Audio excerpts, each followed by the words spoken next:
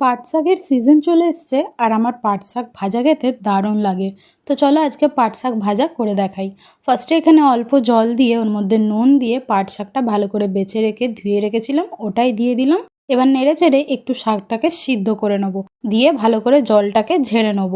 এবার ওই কড়াইয়ের মধ্যে সর্ষের তেল অ্যাড করে ওর মধ্যে আমি ছোট ছোট করে টুকরো করে শুকনো লঙ্কা দিয়ে দেবো। শুকনো লঙ্কাটা ছোট করে টুকরো করে দিলে কি হয়, ওটা ভাতের সঙ্গে খাওয়া হয়ে যায় একসাথে, শুকনো লঙ্কাটা আলাদা ফেলতে লাগে না। আর সাথে দিয়ে দিচ্ছি থেঁতো করা রসুন আর থেঁতো করা পেঁয়াজ। এখানে পেঁয়াজ আর রসুনটা কিন্তু থেঁতো করেই দেবে, এতে ফ্লেভারটা দারুণ আসে।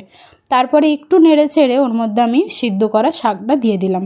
এবার পরিমাণ মতো অল্প নুন দিয়ে ভালো করে নেড়ে চেড়ে ভেজে নেবো। যেই দেখবে কড়াইয়ে লেগে যাচ্ছে তখনই শাক ভাজা আমাদের রেডি।